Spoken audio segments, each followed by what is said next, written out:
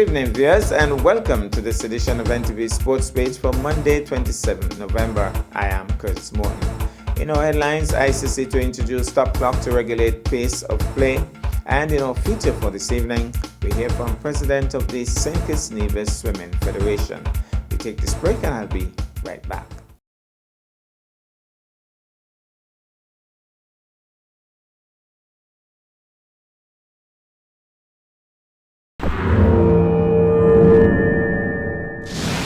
Well, I'm back and we start with cricket. In a radical step to regulate the pace of play, the ICC has said it will experiment with having a stop clock between overs. A penalty of 5 runs will be imposed on the bowling side if they fail 3 times in an innings to start the new over within a minute. The move, which was approved by the Chief Executive's Committee, will be restricted to men's one-days and T20s and will be tested on a trial basis for 6 months between this December and April 2024. The first instance where this will be used will be in the upcoming 3-match one-day series between the West Indies and England, which begins on December the 3rd. The clock will be used to regulate the amount of time taken between overs, the ICC said in a media release on Tuesday. If the bowling team is not ready to bowl the next over within 60 seconds of the previous over being completed, a 5-run penalty will be imposed the 3rd time it happens in an innings. Wow. We'll take this break and I'll be back with our feature for this evening.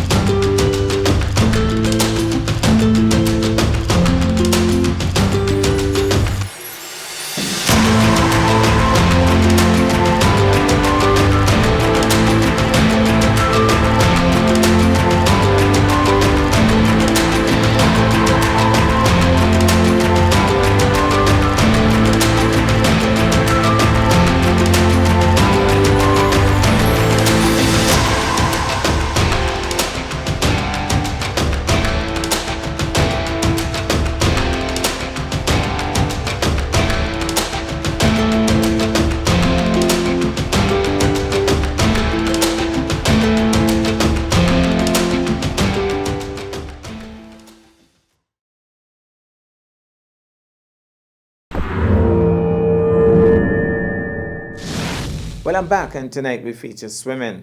The St. Kitts Nevis team recently participated in the OECS Swim Championship held in St. Lucia.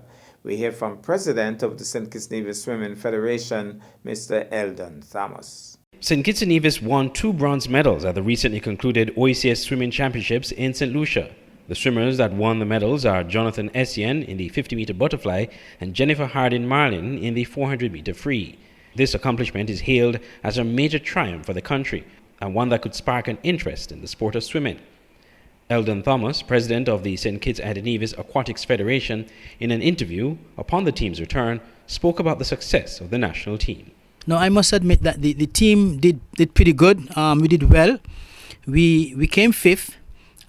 We were able to capture 2 bronze medals, and I commend the team because this is our second time at the OECS, 31st event of the OECS Championships, and this is our second. So basically, and we have been training in the ocean, and but the fact that we were able to compete, and made the qualifying times and compete against those who have been training for all these years, I want to commend the national team for doing so well, and our coaches who really worked with the team. We are hoping to return next year, which is going to be in St. Vincent, and we are preparing to do much better. It was a great experience for the national team. They now understand the competition. It was first time for 19 of them. Well, about that.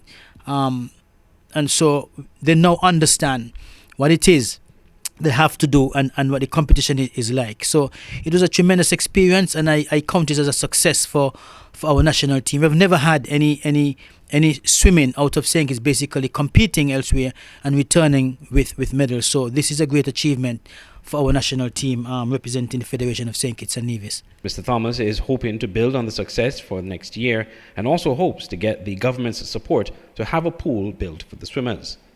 I can say this, that the swim program is growing in leaps and bounds. We are getting much better, and sad to say though that it's an urgent need. All the countries of the OECS, they have a pool, at least a 25-meter pool, and we're calling and we are imploring the government to do something, find some investors and assist us in acquiring this pool.